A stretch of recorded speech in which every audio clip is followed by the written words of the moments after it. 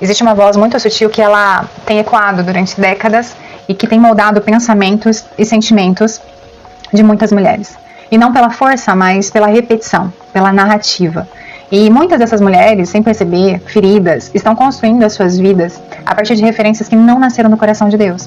Elas estão buscando validação em outras mulheres que também estão feridas, estão confusas e fora do propósito. E criam um padrão que parece ser muito forte, mas não é, porque não se sustenta, porque não está alinhado com os céus. E tem uma consequência, a destruição dos casamentos. A palavra de Deus nos alerta, lá em Jeremias 17:5. Assim diz o Senhor, maldito o homem que confia no homem, faz a carne do seu braço e aparte seu coração do Senhor. Quando nós buscamos a nossa validação em pessoas e não em Deus, nós temos um grande problema. Nós estamos moldando o nosso destino a partir de opiniões e não sobre princípios bíblicos. E o discurso da revolução sexual, ela ensina o seguinte, que ser livre é não depender, não se submeter e não precisar de ninguém. Mas o reino de Deus nunca fez ninguém para viver só. E a mulher, ela não foi criada para competir com o homem, mas sim para complementar. E em Gênesis 2:18, Deus diz o seguinte a respeito da mulher. Não é bom que o homem esteja só.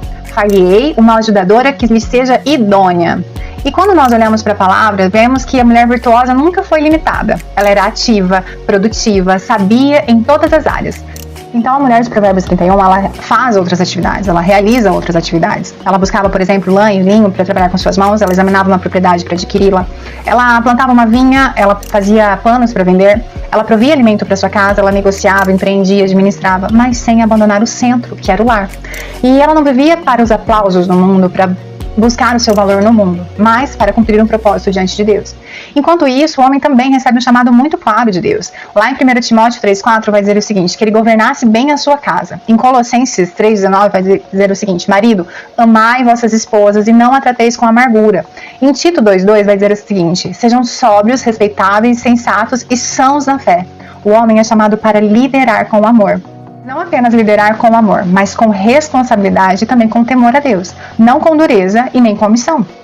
Mas qual é esse propósito que Deus chamou a mulher para fazer? E vamos lá em Tito 2:5 vai dizer o seguinte, que elas sejam prudentes e boas donas de casa, para que a palavra de Deus não seja blasfemada. Então perceba, a palavra de Deus é blasfemada quando eu não cumpro o meu propósito de ser uma boa dona de casa, de ser uma mulher prudente. E perceba, nesse lugar não existe uma disputa, há uma ordem a ser estabelecida. Não há uma opressão, é um propósito.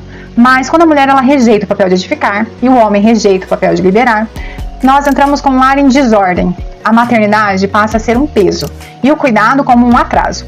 No cenário, a submissão vira perda, o casamento vira uma limitação e a palavra de Deus vai declarar em Provérbios 14:1 o seguinte, a mulher sábia edifica sua casa, mas a insensata a derruba com as próprias mãos. Existe um poder na mulher que o mundo tenta apagar a todo custo, que é construir ambientes, gerar vida e sustentar estruturas emocionais e espirituais.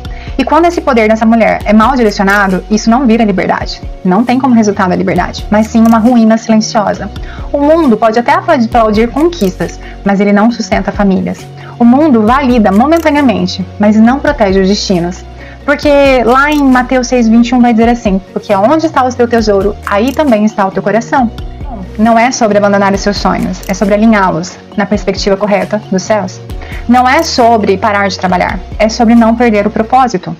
Não é sobre se anular, é sobre se posicionar da forma correta. Ser esposa é uma aliança, ser mãe é um legado e ser edificador é um chamado do próprio Deus.